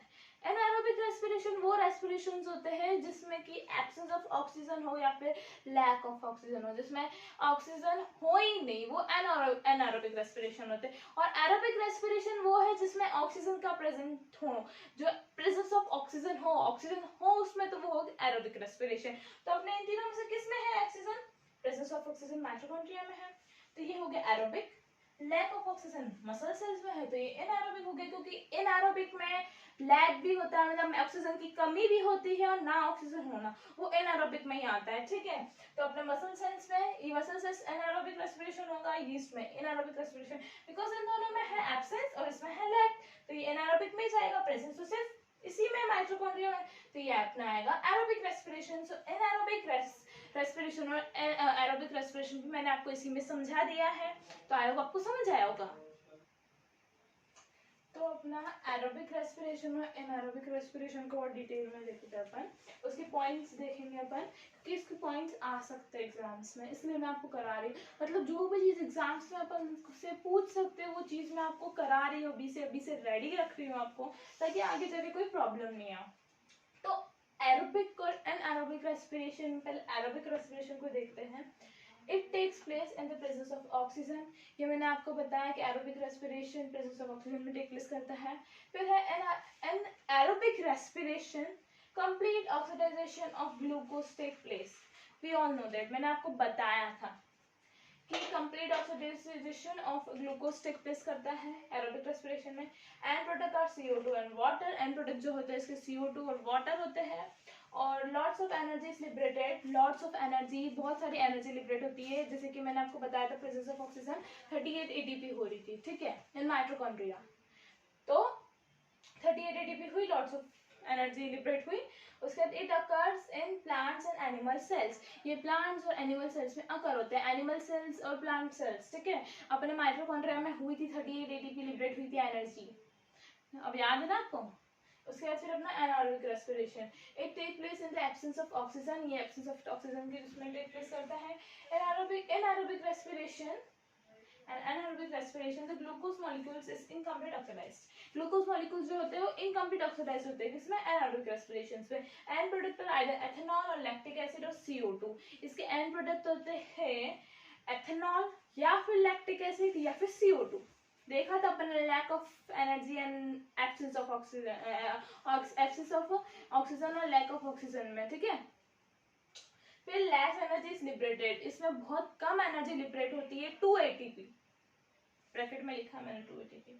occurs in mainly anaerobic bacteria and human muscle cells। ये मेनली किसमें? एनारोबिक बैक्टीरिया जो होते हैं उसमें होते हैं, या फिर ह्यूमन मसल सेल्स में, किसमें? ह्यूमन मसल सेल्स या फिर एनारोबिक बैक्टीरिया में। तो अपना नेक्स्ट है human respiratory system. Human respiratory system का मैंने इधर डायग्राम बनाया है, हालांकि अच्छा नहीं है बट समझाने के लिए मैंने आपको बना दिया। तो है ना, सबसे पहले अपनी ह्यूमन रेस्पिरेटरी सिस्टम में आता है नसल प्लेक्सस, नोज, सबसे पहले नोज आती है। अपन साथ साथ एक काम करते हैं, इसका फंक्शन भी देखते जाते हैं, फिर ये भी देखते हैं कि डायग्राम देख लेते हैं। पहले क्या करें, डायग्राम देख लेते हैं पहले। तो नसल प्लेक्सस, जिसके बाद फिर फेरेंक्स, फिर लेरेंक्स, यहाँ पर ट्रैकिया, रिंग्स ऑफ कार्टिलेज होती है ये। फिर आता है अपने एल्वियोलर सैक्स, जो कि सर्कल्स होते हैं छोटे छोटे से दोनों साइड। और ये जो है ये ब्रोंकियोल्स है, ब्रोंकियोल्स ये है, पर ये जो है ना ये ब्रोंकियाई है। ब्रोंकियाई से फिर ब्रांचिंग होती है तो ब्रोंकियोल्स बनते हैं, वो मैं आपको बताऊंगी उधर। और नीचे जो सैड लाइक स्ट्रक्चर है जो लंग्स के नीचे प्रेजेंट है, सैड सा, वो होता है डायफ्राम। मैं आपको बताती हूँ। अब इनके अपन देख लेते हैं फंक्शंस, इनका क्या क्या फंक्शन है हर एक का देखते हैं अपन। तो सबसे पहले अपना है nose, nose to breathe, we all know nose क्यों चाहिए, ब्रीथ के लिए, ब्रीथिंग के लिए ना चाहिए। फिर आता है फेरेंक्स, फेरेंक्स है दो चीजों में डिवाइड होता है, food pipe and wind pipe. Food pipe जो कि ईसोफेगस कहलाता है और विंड पाइप जो कि ट्रैकिया कहलाता है।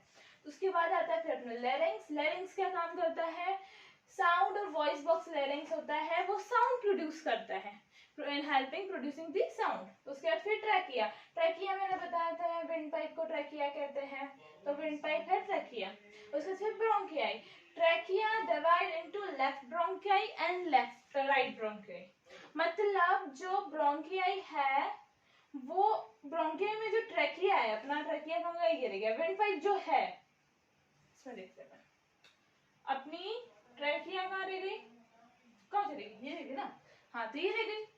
तो ये ट्रैकिया है, ये दो में डिवाइड हो रही है, जो कि यहाँ पे दिखा नहीं रहा है अभी, पर दो चीजों में डिवाइड होती है वो, जो कि कहलाता है विंड पाइप एंड जो ट्रैकिया है वो विंड पाइप होती है।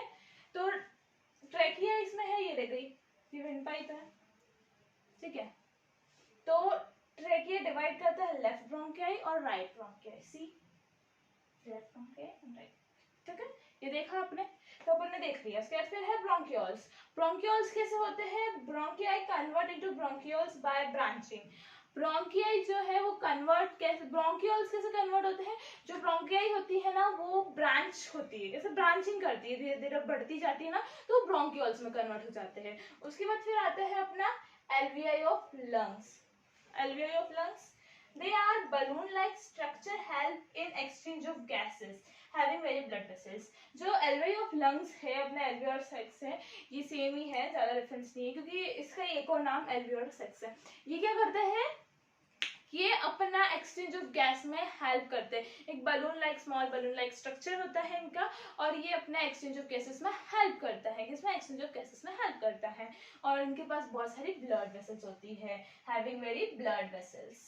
मेन जो है एक्सचेंज ऑफ गैसेस वो अपने लंग्स में, अपन बोलते हैं ना कि लंग्स है अपना एक्सचेंज ऑफ गैसेस करता है, लंग्स के अंदर भी एल्वियोलर सेक्स करता है अपना एक्सचेंज ऑफ गैसेस, ठीक है। तो आपको समझ आया होगा अपना ह्यूमन रेस्पिरेटरी सिस्टम, मैंने अच्छे से समझाया, डायग्राम अच्छा नहीं था बट मैंने फिर भी ट्राई करा आपको समझाने के लिए। सो देख लो आप, और एक बार अच्छे से अपने टेक्स्ट बुक में भी देख लेना। तो अपना नेक्स्ट टॉपिक है pulmonary gas exchange, very very important topic है, ये बहुत इंपॉर्टेंट टॉपिक है। क्योंकि ये इंपॉर्टेंट इसलिए है क्योंकि इसकी पूरी जो प्रोसेस है वो अपन को आनी चाहिए, एग्जाम से पूछ सकते हैं अपन से। तो अपन ने भी पिछले में पढ़ा था, लास्ट था अपना एल्वियोलाई, एल्वियोलाई में अपन ने पढ़ा था कि उसका फंक्शन ये है कि वो एक्सचेंज ऑफ गैसेस करता है, और हाँ वो मैक्सिमाइज भी करता है सरफेस एरिया को, ताकि वो ज़्यादा से ज़्यादा एक्सचेंज ऑफ गैसेस कर सके, इसलिए वो मैक्सिमाइज करता है। जैसे कि विलाई करता था मैक्सिमाइज, सरफेस एरिया मैक्सिमाइज करता था ना, ताकि ज़्यादा से ज़्यादा न्यूट्रिएंट एब्जॉर्ब कर सके, तो वैसे ये भी मैक्सिमाइज करता है सरफेस एरिया, ताकि वो ज़्यादा से ज़्यादा एक्सचेंज ऑफ गैसेस कर सके। अब अपना क्वेश्चन उठता है, अपन ने देखा था कि उसके पास, उसके आसपास बहुत सारी ब्लड वेसल्स होती है, किसके, एल्वियोलाई के पास बहुत सारी ब्लड वेसल्स होती है आसपास। तो वो क्यों होती है, क्वेश्चन पूछ सकते हैं ना अपन से कि क्यों होती है, इसलिए अपन को हर चीज पहले से पता होनी चाहिए कि क्यों हो रहा है, क्या नहीं हो रहा है, और ये क्यों है इसके आसपास ब्लड वेसल्स, तो क्यों है अपन वो देखते हैं पहले। तो एक एग्जाम्पल ले लेते हैं अपन, एग्जाम्पल ये रहेगा अपना कि जो ये है अपना एल्वियोलाई, वो अपन समझ लेते हैं, अपन लेते हैं ग्रोसरी शॉप्स होती है ना, ग्रोसरी शॉप्स होती है ना, अपने देखी सबने, तो ग्रोसरी शॉप्स को अपन ले लेते हैं एल्वियोलाई, ठीक है। और ग्रोसरी शॉप्स में ऑब्वियसली स्टॉक तो होता है, हर चीज का स्टॉक तो होता ही है ना, किसी भी चीज का, कोई से भी सामान का स्टॉक तो रखते हैं वो, तो उस स्टॉक को ले लेते हैं अपन ऑक्सीजन, क्या ले लिया अपन ने, ऑक्सीजन ले लिया, ठीक है। तो ग्रोसरी शॉप हो गई एल्वियोलाई, और जो ऑक्सीजन है वो स्टॉक हो गया। तो अपन ने ये तो ले लिया कि जो ग्रोसरी शॉप थी वो एल्वियोलाई हो गई, और स्टॉक है तो वो ऑक्सीजन हो गया। तो जो स्टॉक है ऑक्सीजन का वो उसके पास ऑलरेडी पड़ा हुआ है, और उसके आसपास जो है वो ब्लड वेसल्स है, लाइक ये देख लीजिए ब्लड वेसल्स की कैपिलरीज, कैपिलरीज जो है, अभी कैपिलरीज क्या करती है, इसके पास भी ऑक्सीजनेटेड ब्लड होता है, मींस ऑक्सीजन वाला ब्लड। ये ऑक्सीजन वाला ब्लड रेड ब्लड लेके घूमती है, तो इसमें ऑक्सीजनेटेड ब्लड है, पर इसके पास में बॉडी टिश्यूज कैसे होते हैं, body tissues group of cells अपन ने पढ़ा था पहले, ग्रुप ऑफ सेल्स जो कि टिश्यूज कहलाते हैं। तो जो टिश्यूज है इनको क्या ना, वो ऑक्सीजन के बहुत भूखे होते हैं, इनको बहुत भूख लगती है, जो ऑक्सीजन खाते रहते हैं, और इनको क्या है ना, ऑक्सीजन से ही सारा काम करते हैं, थोड़ा लालची भी है वो।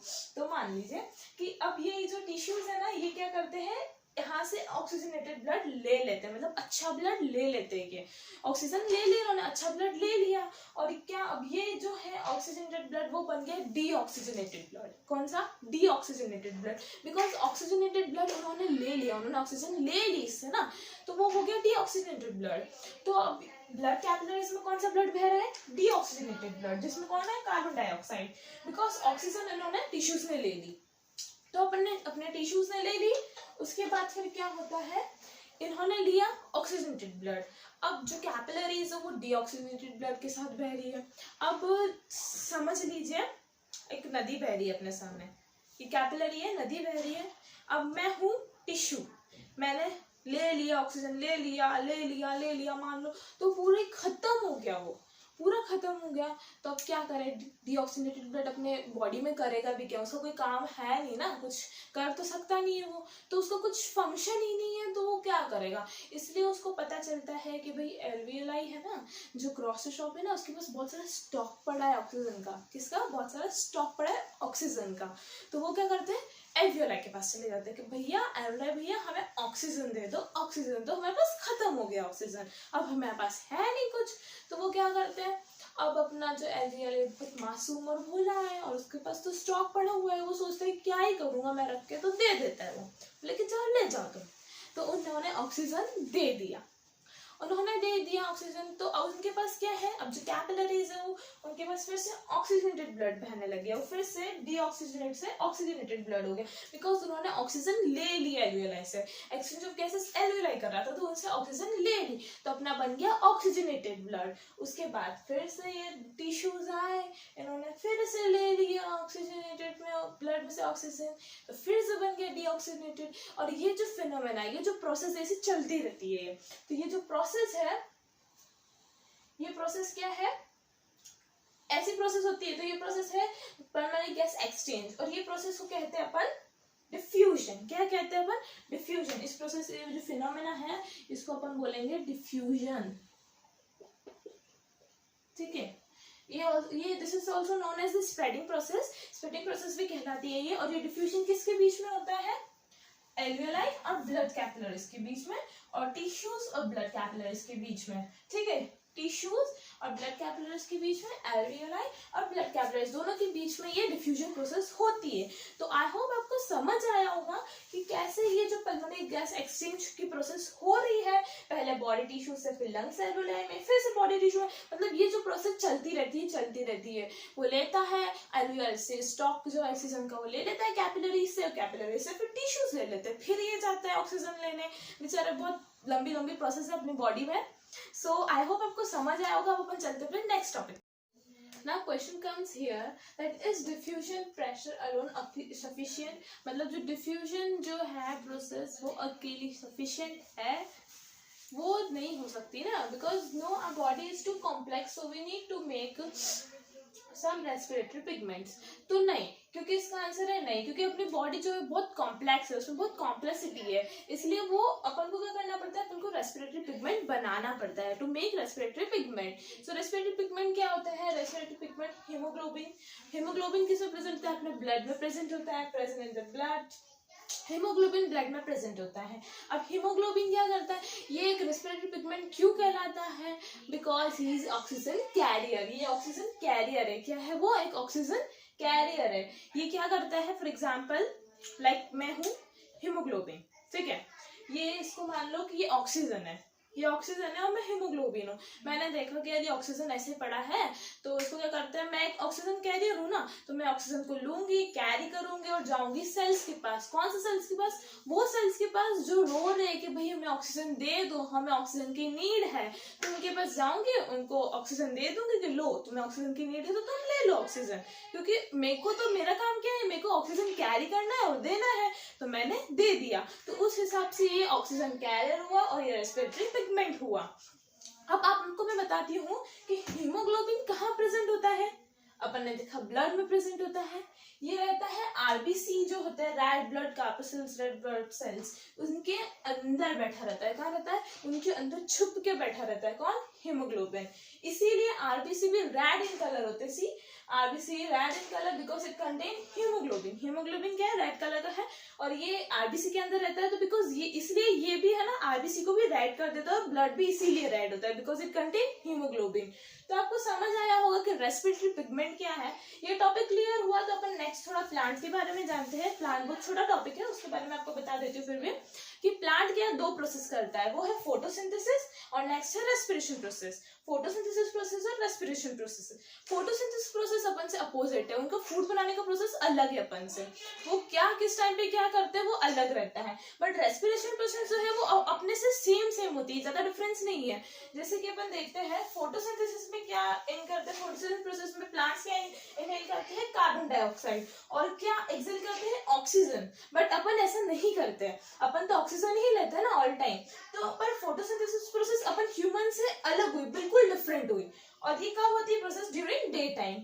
और जो रेस्पिरेशन प्रोसेस होती है उसमें, रेस्पिरेशन प्रोसेस में प्लांट क्या इनहेल करते हैं, ऑक्सीजन इनहेल करते हैं, और एक्सेल क्या करते हैं, कार्बन डाइऑक्साइड। और ये प्रोसेस कब होती है? डे और नाइट में। ये प्रोसेस डे और नाइट में होती है। तो ये रेस्पिरेशन प्रोसेस थोड़ी थोड़ी अपन से सेम है, मिलती जुलती है। तो फोटोसिंथेसिस और रेस्पिरेशन प्रोसेस दोनों समझ आई होगी आपको। तो अब ये टॉपिक तो छोटा सा था। अपना नेक्स्ट टॉपिक है ट्रांसपोर्टेशन। अपन ने न्यूट्रिशन कर लिया, रेस्पिरेशन कर लिया, अब अपना नेक्स्ट होगा ट्रांसपोर्टेशन, उसके बाद फिर एक्सक्रीशन, और ये चैप्टर फिर ओवर। तो अपना टॉपिक है ट्रांसपोर्टेशन। ट्रांसपोर्टेशन के नाम ही नाम से अपन को लग रहा है कि इसको अपन स्प्लिट करेंगे, ट्रांसपोर्टेशन। तो अपन को पता चल रहा है कि ट्रांसपोर्ट मतलब क्या होता है, कुछ चीज को एक जगह से दूसरी जगह तो ट्रांसपोर्ट करना। तो ट्रांसपोर्टेशन का भी काम वही है, अपनी बॉडी में कुछ चीज है उसको एक जगह से दूसरी जगह तक ले जाना और उसको ट्रांसपोर्ट करना, वही ट्रांसपोर्टेशन होता है। ट्रांसपोर्टेशन में 3 कंपोनेंट्स आते हैं। पहला है हार्ट, ब्लड और ब्लड वेसल्स। तो ये तीनों जो चीजें हैं, पहली हार्ट होगी, दूसरी ब्लड है और तीसरी ब्लड वेसल्स। ये तीनों चीजें कंपोनेंट्स अपने ट्रांसपोर्टेशन में आते हैं। पहला कंपोनेंट अपना हार्ट है, तो अपन हार्ट के बारे में जानेंगे कि हार्ट का क्या है, हार्ट कंपोनेंट के बारे में पूरा डिटेल में देखेंगे और उसको हार्ट को, स्ट्रक्चर को पूरा अच्छे से समझेंगे। तो अपना हार्ट देखेंगे अपन। तो हार्ट में सबसे पहले अपन ये देखेंगे कि हार्ट का क्या फंक्शन है और वो किस टाइप का है। तो अपन देखते हैं, हार्ट जो है वो एक पंपिंग ऑर्गन है, ठीक है। क्या है वो? एक पंपिंग ऑर्गन। यहाँ हार्ट लिखना है, हार्ट है एक पंपिंग ऑर्गन है, ठीक है। इसके पास 2 चैम्बर है। किसके पास? हार्ट के पास 2 चैम्बर्स होते हैं, वो जो ब्लॉक्स होते हैं उनको चैम्बर्स कहते हैं। तो उसके पास 2 चैम्बर है, जो कि पहला चैम्बर का नाम एट्रिया है और दूसरा का वेंट्रिकल है। क्या है? एट्रिया और वेंट्रिकल। तो अपन पढ़ते हैं ये क्या है, ventricle have thick wall as compare to atria because it has to do very pressure contraction, so it should have the capacity to handle it. It has one septum. तो क्या है, वेंट्रिकल जो है, 2 चैम्बर है ना, एक atria और दूसरा वेंट्रिकल। जो वेंट्रिकल जो है वो उसकी वॉल जो है वो थिक है as compare to atria. Atria से कंपेयर करो तो वेंट्रिकल की वॉल जो है वो थिक है। क्यों है? क्योंकि it has to do very pressure contraction. अब एट्रिया क्या है ना, ऊपर रहते हैं, ऊपर प्रेजेंट रहते हैं, वेंट्रिकल्स नीचे प्रेजेंट रहते हैं। तो एट्रिया से कॉन्ट्रैक्शन होता है, रिलैक्सेशन कॉन्ट्रैक्शन होता है ना, तो वेंट्रिकल क्या है ना, उसको प्रेशर कॉन्ट्रैक्शन करना पड़ता है, इसलिए उसकी वॉल जो थिक होती है, इसलिए इसकी वॉल इसलिए थिक होती है। So it should have the capacity to handle it. So उसके पास कैपेसिटी होनी चाहिए हैंडल करने के लिए, इसलिए उसकी वॉल थिक होती है।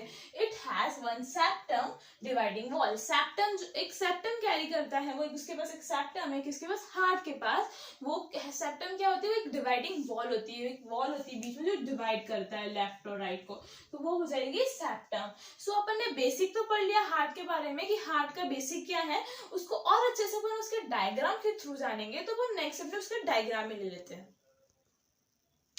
तो अपना हार्ट का डायग्राम ये है, हालांकि एक्चुअल डायग्राम ये हार्ट का नहीं है, पर मैंने आपको अंडरस्टैंडेबल डायग्राम बनाया ताकि आपको इजीली समझ आ सके।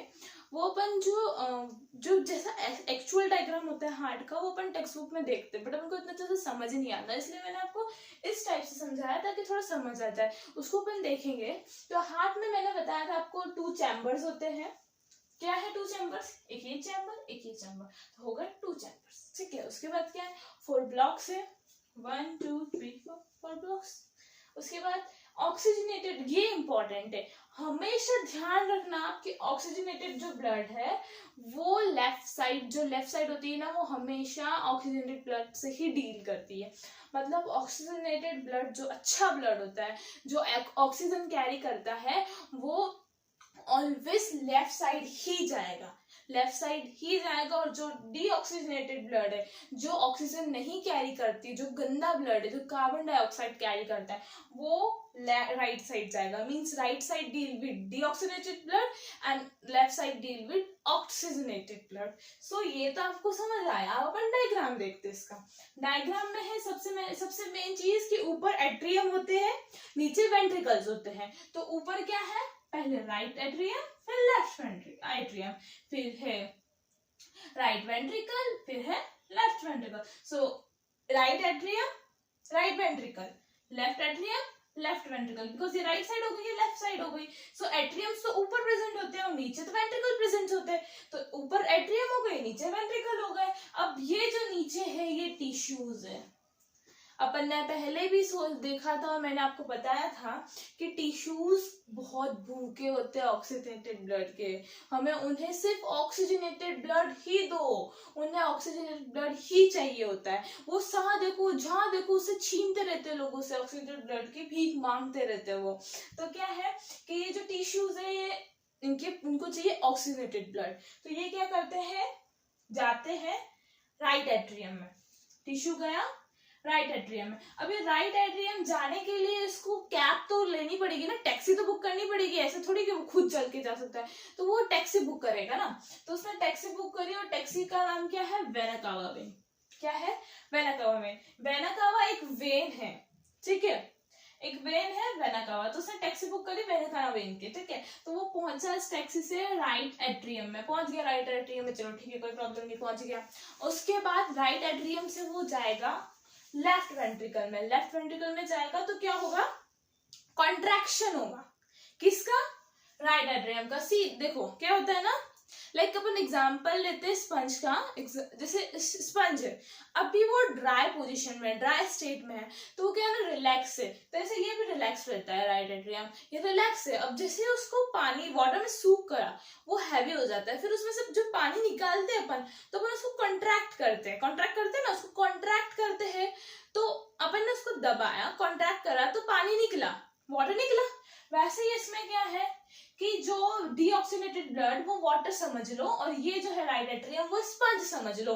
अभी जैसे आया इसके अंदर वाटर, तब वो रिलैक्स स्टेट पे था, बट उसको जैसे ही अपन ने निकाला, मतलब डीऑक्सीनेटेड ब्लड को अपन निकालना चाहे, उसको नीचे रखना चाहे, नीचे देना चाहे, तो अपन ने उसको कॉन्ट्रैक्ट करा, स्पंज को कॉन्ट्रैक्ट करा, ठीक है। तो नीचे आया किसमें, राइट वेंट्रिकल में। सो राइट वेंट्रिकल में आया, उसको कॉन्ट्रैक्ट करा, रिलैक्सेशन कॉन्ट्रैक्शन प्रोसेस वाली प्रोसेस कर ली। फिर राइट वेंट्रिकल में आ गया, राइट वेंट्रिकल से फिर वो जाएगा लंग्स में। अब लंग्स में जाने के लिए भी उसको टैक्सी बुक करनी पड़ेगी, कैब बुक करनी पड़ेगी। तो इसने कौन सी कैब बुक करी, पल्मोनरी आर्टरी। कौन सी करी, पल्मोनरी आर्टरी, ठीक है।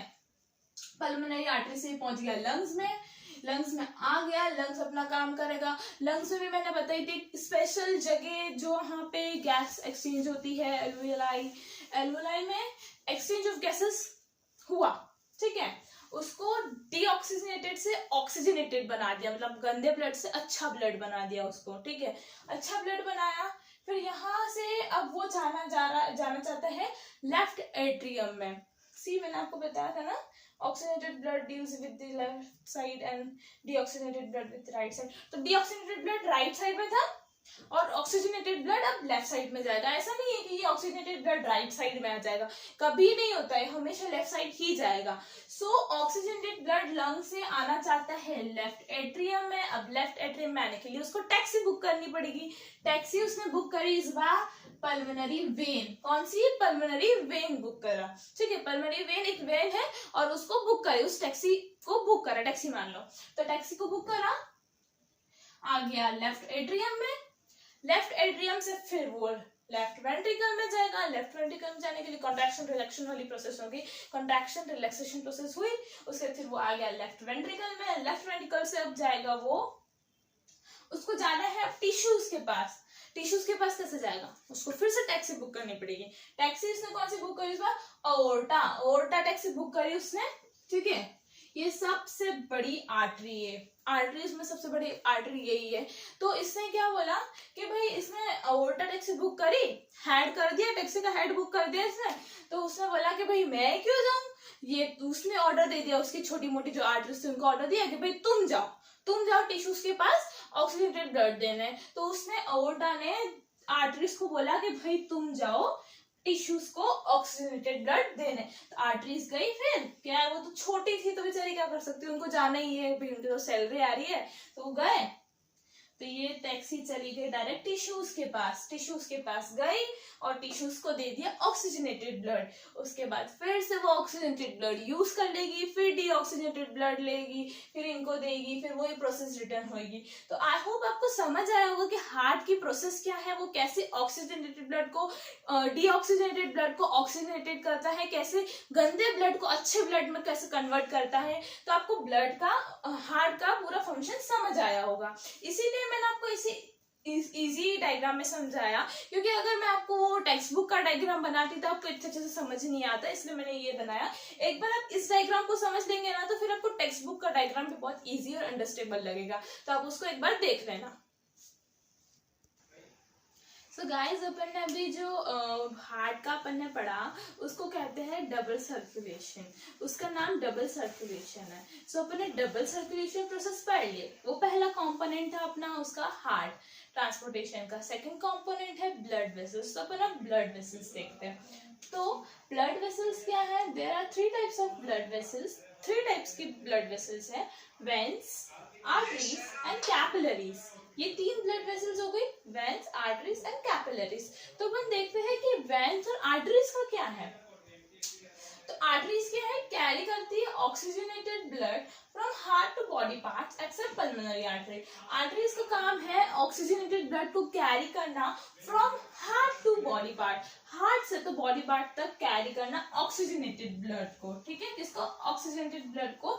एक्सेप्शन है इसमें, एक्सेप्ट पल्मोनरी आर्टरी, जो अब अपन ने पढ़ा डबल सर्कुलेशन में, जिसमें कि पल्मोनरी आर्टरी डीऑक्सीजनेटेड ब्लड को कैरी कर रही थी। उसके अलावा जितनी भी आर्टरीज है वो सब ऑक्सीजनेटेड ब्लड कैरी करती है, ठीक है।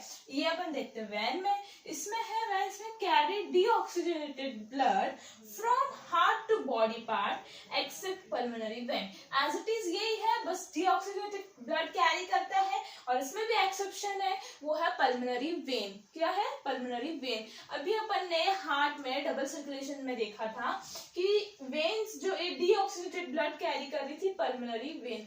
ऐसा नहीं है ना, वो pulmonary vein oxygenated blood carry कर रही थी, ना कि डीऑक्सीजनेटेड, क्योंकि उसका एक्सेप्शन है।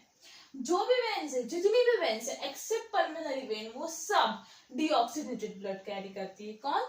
डीऑक्सीजनेटेड ब्लड कैरी करती है सारी वेन्स एक्सेप्ट पल्मोनरी वेन्स। उसके बाद अपना नेक्स्ट है कॉल्ड डिस्ट्रीब्यूटिंग वेसल्स। जो आर्टरीज है वो डिस्ट्रीब्यूटिंग वेसल्स कहलाते हैं और वेन्स जो है वो कहलाती है कलेक्टिंग वेसल्स। क्या कहलाती है? कलेक्टिंग वेसल्स, ठीक है। उसके बाद फिर है thick wall and narrow lumen. ये जो है आर्टरीज, उसकी वॉल बहुत थिक होती है, बहुत मोटी होती है, एंड उसका जो लुमेन मतलब जो सरफेस होता है, उसका नीचे का जो सरफेस होता है ना, वो बहुत नैरो होता है। आई मीन बहुत छोटा, बहुत पतला नैरो सा होता है उसका लुमेन, बहुत सरफेस उसका। तो thick wall and narrow lumen, ठीक है। सो उसका क्या है ना, इससे जो प्रेशर है वो प्रेशर जो है, अब नैरो है लुमेन तो प्रेशर तो ज्यादा लगेगा, ठीक है। तो अपने आर्टरीज में प्रेशर ज्यादा लगता है एक, और ये वेन्स है उसमें थिन वॉल और लार्जर लूमेन होता है।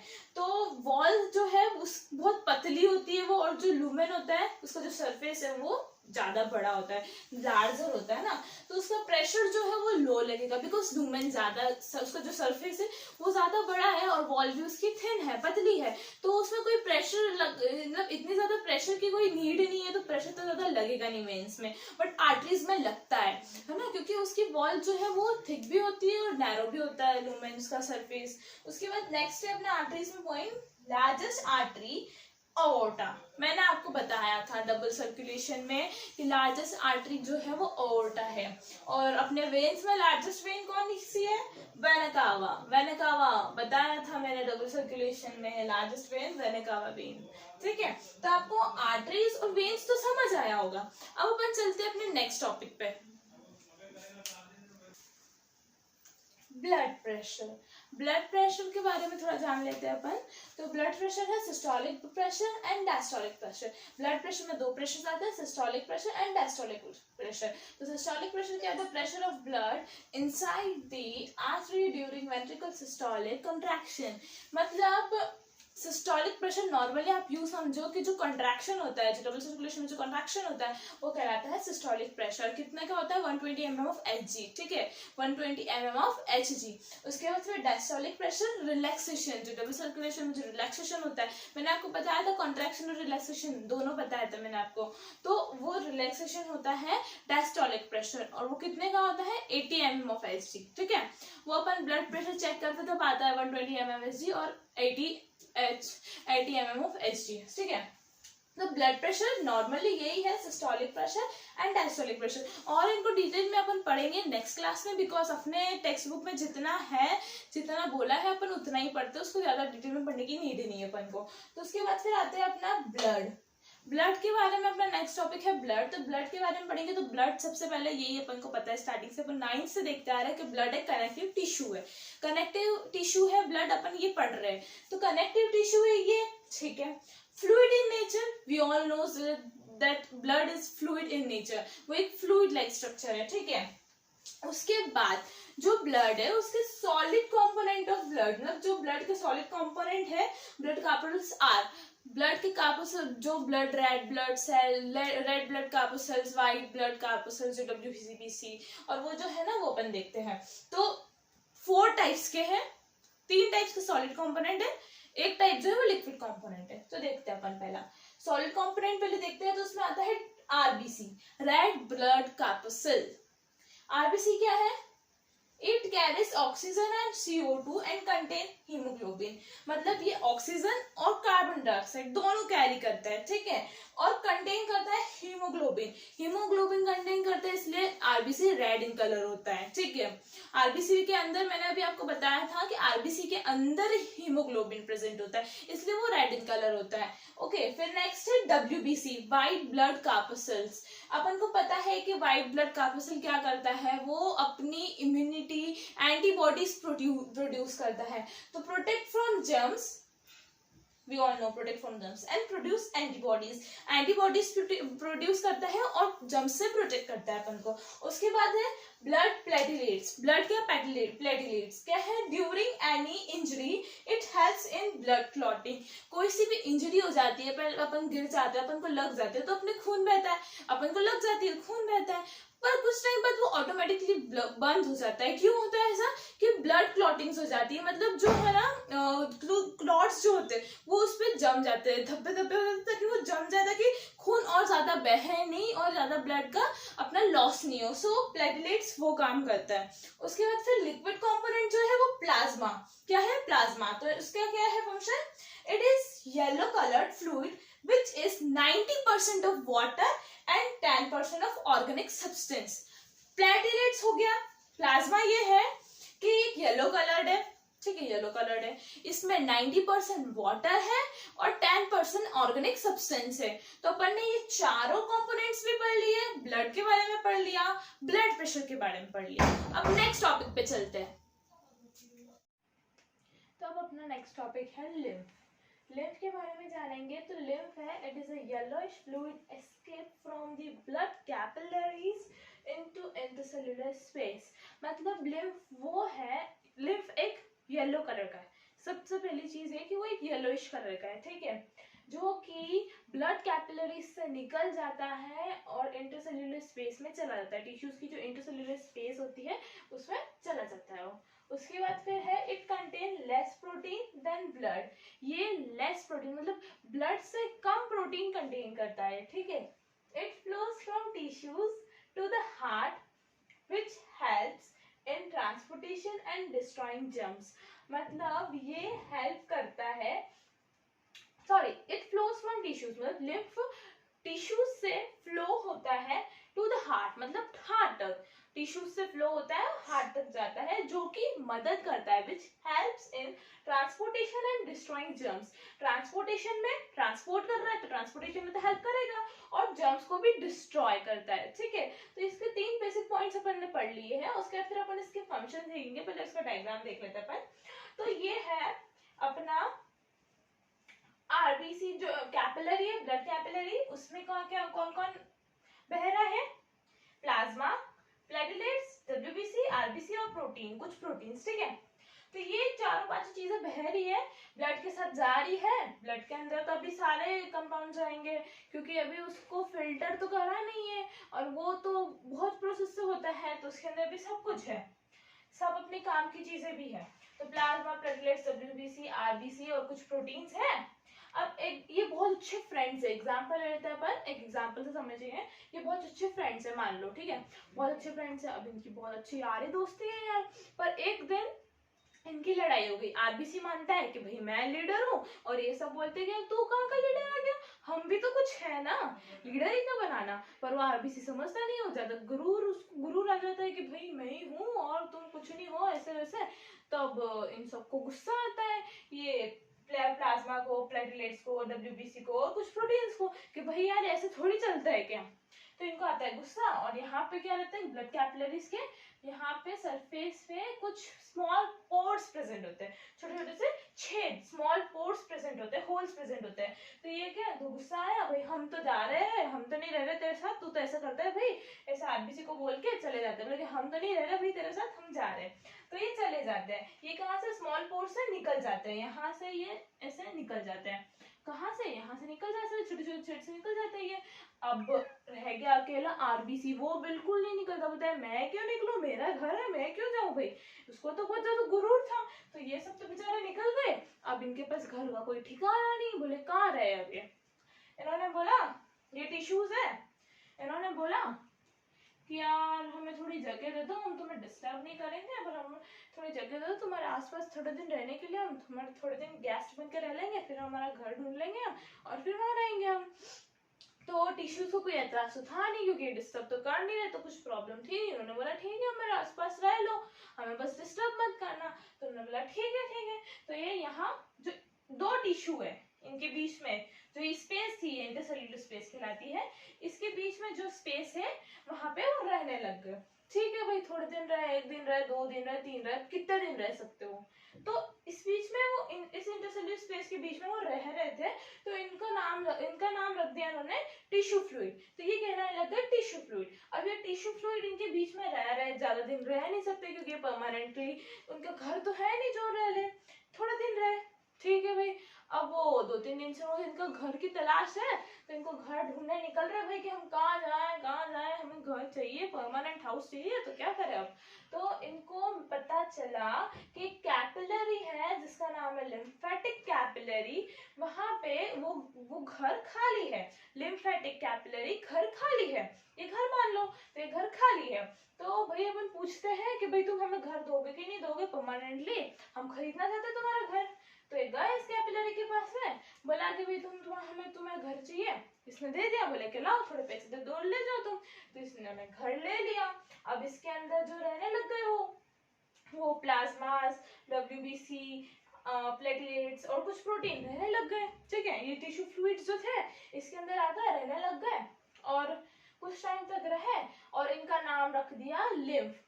इसके अंदर रह रहे तो वो लिम्फ नाम रख दिया। ये लिम्फेटिक कैपिलरी थी, जैसे ब्लड, ब्लड रह रहा था कैपिलरी में, तो वो ब्लड रह रहा था उस कैपिलरी में, तो उसका हो गया ब्लड कैपिलरीज। ऐसे ही इस कैपिलरी में लिम्फ है जिसका नाम रख दिया लिम्फेटिक कैपिलरी। तो ये कुछ नहीं, ये स्टोरी थी इसके लिम्फ की। तो जो है क्या है मेन बेसिक है, बहुत बहुत इजी था ये। प्लाज्मा, प्लेटलेट्स, डब्ल्यूबीसी और कुछ प्रोटीन, ये सब साथ में रह रहे ना, तो इनको लिम्फ कहते हैं और कुछ भी नहीं है। ये लिम्फ अपन ने समझा। अब अपना नेक्स्ट टॉपिक पे चलते हैं।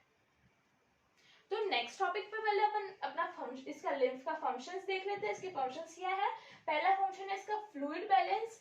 फ्लूइड बैलेंस मतलब जैसे लिम्फ है, अभी अब इसके परमानेंट हाउस में रहने लग गया, ठीक है, अब रहने लग गया तो ये थोड़े फ्री रहने लग गए, बोले कि यार अपना ज्यादा कुछ काम है नहीं तो थोड़ा घूम फिर के आते, तो घूमने फिरने गए, थोड़ा घूमा, इन्होंने देखा कि यार यहाँ तो वाटर दिख रहा है, अब ये तो ऐसे ही पड़ा है, इसका कुछ काम नहीं है, तो वेस्ट जाएगा अगर ये वाटर अपन ने ऐसे ही रहने दिया। तो ये क्या करते हैं, वाटर को लेते हैं, कैरी करते हैं और ब्लड के पास जाते हैं, डब्ल्यूबीसी आरबीसी में ब्लड में दे देते हैं, बोले कि लो रखो। अब लड़ाई हुई है इनकी, ऐसा नहीं कि लड़ाई नहीं हुई है, लड़ाई हुई है इनकी, बट देखो लड़ाई के बीच में दूसरी चीज आनी नहीं चाहिए ना, तो इसने ये ईमानदारी वाला काम करा कि भाई अपनों की लड़ाई है, वाटर को क्यों वेस्ट जाना देना, इसलिए वाटर इसने लिया और फिर ब्लड में दे दिया। उसके बाद फिर नेक्स्ट फंक्शन है अपना फैट ट्रांसपोर्ट। फ्लूइड बैलेंस तो समझ आ गया होगा कि ये वाटर को वेस्ट नहीं जाने देता है, ठीक है। उसके बाद है फैट ट्रांसपोर्ट। फैट ट्रांसपोर्ट मतलब जो फैट है, डाइजेस्टेड और एब्जॉर्ब फैट है, वो इंटेस्टाइन से लेता है, ठीक है, इंटेस्टाइन से लेता है और फिर वो भी ब्लड को दे देता है, तो ये हो गया अपना फैट ट्रांसपोर्ट। फिर है इम्यून सिस्टम में क्या होता है, जो फॉरेन मटेरियल्स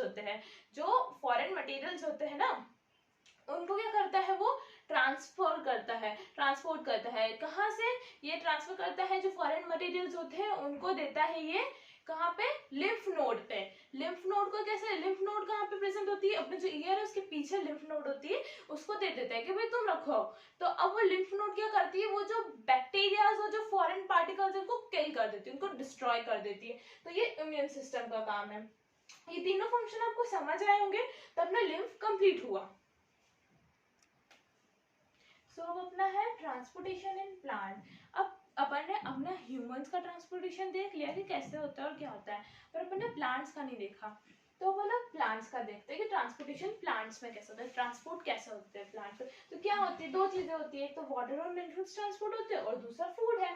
तो वाटर मिनरल्स किसकी हेल्प से ट्रांसपोर्ट होते हैं, जाइलम, अपन ने पढ़ा था 9th में, जाइलम्स और फ्लोम, और फूड फ्लोम के थ्रू। सो जाइलम वाटर और मिनरल ट्रांसपोर्ट करता है, ठीक है। तो वाटर और मिनरल्स के क्या है ना, ये इसके जाइलम के क्या है ना, डेड सेल्स होते हैं, इसके ऑलरेडी मरे हुए सेल्स है, तो इसको हेल्प तो चाहिए किसी की यार। तो अब ये कौन हेल्प करता है, इसके वाटर और मिनरल्स की हेल्प कौन करते हैं, ये तीन चीजें करती है, पहली transpiration, second essence of SAP और थर्ड है रूट प्रेशर, ठीक है। मेन है ट्रांसपिरेशन और रूट प्रेशर। एसेंस ऑफ सेप तो मैं आपको बता दूंगी, ज्यादा कुछ वो नहीं है।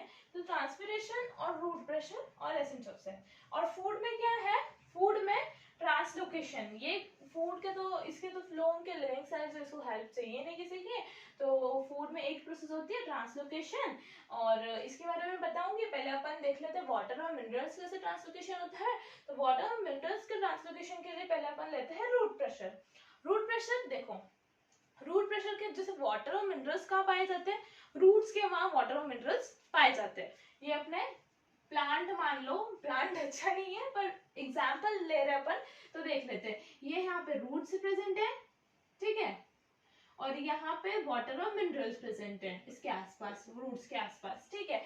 अब रूट्स के आसपास क्या है, वाटर और मिनरल प्रेजेंट है। रूट के क्या होता है, रूट सेल्स होते हैं। अब रूट सेल्स क्या, यहाँ पे क्या होगा, रूट प्रेशर होगा, रूट प्रेशर वाली प्रोसेस होगी। रूट प्रेशर क्या करेगा, रूट सेल्स को क्या करेंगे, ये सब धक्का मुक्की होगी।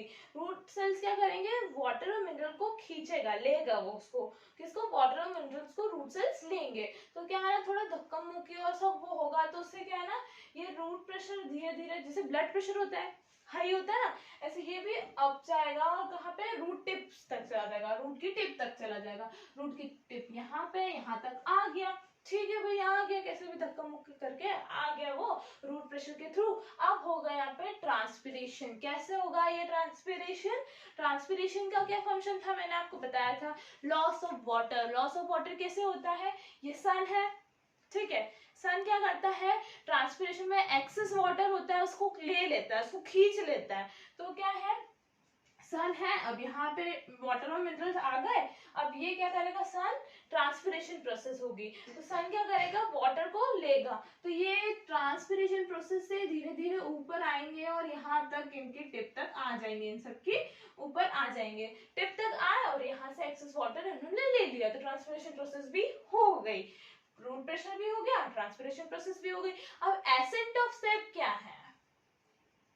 It is a upward movement, ये कुछ नहीं है डाउन, ये एक यूनिडायरेक्शनल मूवमेंट है, ठीक है, ये प्रोसेस यूनिडायरेक्शनल है, ये नीचे से ऊपर तक ही प्रोसेस होती है, ऐसा नहीं है कि ऊपर से नीचे आ जाए, मतलब ये नहीं है कि जो ट्रांसपिरेशन हुआ ऊपर तो ये नीचे नहीं होगा, सिर्फ ऊपर की साइड ही जाएगा, वो पानी है वो ऊपर ही जाएगा, वाटर मिनरल्स नीचे से ऊपर ही जाएंगे, ऐसा नहीं कि ऊपर से नीचे आ जाएंगे, तो ये यूनिडायरेक्शनल हुआ, तो ये एक अपवर्ड मूवमेंट हुआ, नीचे डाउन टू अप जाता है ये, ठीक है, तो ये हो गया एसेंट ऑफ स्टेप।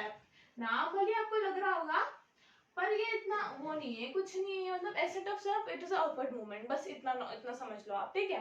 तो ये अपना हो गया जाइलम कंप्लीट, पूरा मिनरल पूरा डन हो गया, कैसे नीचे से ऊपर आ रहा है, ठीक है। इसके बाद अपना आता है फूड, वो वाटर मिनरल हो गया ना, तो अब अपना फूड आएगा, तो फूड फ्लोम के थ्रू इसके लिविंग सेल्स है। अब फूड में क्या होता है, ट्रांसलोकेशन प्रोसेस होती है। ट्रांसलोकेशन प्रोसेस सबसे पहले आप देख लीजिए, ये बाय डायरेक्शनल है, ऊपर से नीचे, नीचे से ऊपर कैसे भी जा सकता है फूड, तो ठीक है, कैसे जाता है ट्रांसलोकेशन प्रोसेस, क्या होती है ट्रांसलोकेशन प्रोसेस, वो होती है जिसमें प्लांट की जो ग्रीन लीव्स होती है वहां से फूड बनता है, तो ग्रीन लीव्स में फूड बनता है ना, क्लोरोफिल तो वहीं प्रेजेंट होता है, तो वहां से ग्रीन लीव से जो येलोइश लीव्स होती है या फिर जो बूढ़ी हो जाती है ना पत्तियां, मतलब झड़ने आ जाती है, सूख जाती है पत्तियां, तो ग्रीन लीव से जो सूखने वाली पत्तियां होती है वहां तक फूड को ट्रांसपोर्ट करना, वो ट्रांसलोकेशन प्रोसेस कहलाती है। कौन सी प्रोसेस? ट्रांसलोकेशन प्रोसेस, जिसमें कि transport of food from green leaves to old leaves is called translocation process. ये बाय डायरेक्शनल है, ये कहाँ पे, मतलब सूखी पत्तियां कहाँ पे भी हो सकती है और हरी पत्तियां भी कहाँ पे भी हो सकती है, तो हरी पत्तियों से, जैसे हरी पत्तियां ऊपर है और सूखी पत्तियां नीचे है, तो वहां से खाना नीचे भी आएगा, और अगर नीचे हरी पत्तियां आए तो नीचे से ऊपर भी जा सकता है खाना, ये बाय डायरेक्शनल है। बट यस, वाटर और मिनरल यूनिडायरेक्शनल है, ये चीज आप हमेशा ध्यान रखना क्योंकि ये इंपॉर्टेंट है, बाय डायरेक्शनल, यूनिडायरेक्शनल और ये सारी प्रोसेस भी। तो आपको ये तो समझ आया होगा, पर अब जाइलम और फ्लोम ये कैसे कंपोज होते हैं, ये अपन ने 9th में पढ़ा था, मैं फिर भी आपको बता देती हूँ। जाइलम वेसल से, जाइलम फाइबर से, जाइलम पैरेन्काइमा से और ट्रैकियाट से, ठीक है, ये चार चीजें से जाइलम कंपोज होता है, मेड होता है। अब है फ्लोम, फ्लोम कैसे बनता है, sieve cell, companion cells, phloem parenchyma और फ्लोम फाइबर, ये भी इन चार चीजों से बनता है। तो आपको समझ आया होगा जाइलम और फ्लोम के बारे में। सो ट्रांसपोर्टेशन इन प्लांट भी समझ आया होगा, ट्रांसपोर्ट कैसे होता है प्लांट में मैंने आपको पूरा समझा दिया। अब अपन चलते हैं नेक्स्ट टॉपिक पे। तो अपना नेक्स्ट टॉपिक है एक्सक्रीशन। अपन ने न्यूट्रिशन कर लिया, रेस्पिरेशन कर लिया, ट्रांसपोर्टेशन कर लिया, अपना एक्सक्रीशन बचा है, वो भी अपन जल्दी से खत्म करके इस चैप्टर को ओवर करते हैं। एक्सक्रीशन इन ह्यूमन, सबसे पहले अपन ह्यूमन एक्सक्रीशन देख लेते हैं। It is a biological process of removal removal of harmful nitrogenous metabolic waste from the body is called excretion। मतलब ये एक बायोलॉजिकल प्रोसेस है जिसमें वेस्ट, जो वेस्ट होता है, कौन सा waste, harmful nitrogenous metabolic waste, उसको निकालते हैं, उसको रिमूव करते हैं, वो एक्सक्रीशन प्रोसेस कहलाती है। अब ये मेटाबॉलिक वेस्ट क्या है, नाइट्रोजीनियस मेटाबॉलिक वेस्ट क्या है, नाइट्रोजीनियस वेस्ट, नाइट्रोजीनियस वेस्ट क्या होता है, urea, uric acid, ammonia etcetera, ये सब जो वेस्ट होते हैं ना, इन सबको निकालने की प्रोसेस एक्सक्रीशन प्रोसेस कहलाती है, ठीक है। और ये जो वेस्ट है, वेस्ट प्रोडक्ट्स, एक तो नाइट्रोजीनियस वेस्ट हो गया, कार्बन डाइऑक्साइड भी हो सकता है, एक्सेस वाटर भी हो सकता है, एक्सेस वाटर उसको भी निकालना जरूरी है ना, ऐसा तो नहीं है कि उसको बॉडी में रख सकते हैं, तो कार्बन डाइऑक्साइड, एक्सेस वाटर और नाइट्रोजीनियस वेस्ट, ये इसके वेस्ट प्रोडक्ट्स हो गए कुछ। उसके बाद क्या है कि यूनिसेल्युलर में जो एक्सक्रीशन होता है वो सिंपल डिफ्यूजन से भी हो सकता है, सिंपल डिफ्यूजन से प्रोसेस हो सकता है, पर अपन मल्टी सेल्यूलर ऑर्गेनिज्म है, अपन में इसमें सिंपल डिफ्यूजन प्रोसेस नहीं चलती है। अपनी बॉडी बहुत कॉम्प्लेक्स है, तो उसमें है ना सिंपल डिफ्यूजन प्रोसेस नहीं हो सकती। एक्सक्रीशन के लिए कुछ स्पेशल पार्ट्स है, उससे एक्सक्रीशंस होता है। देखते हैं अपन एक्सक्रीशन इन ह्यूमन बीइंग्स।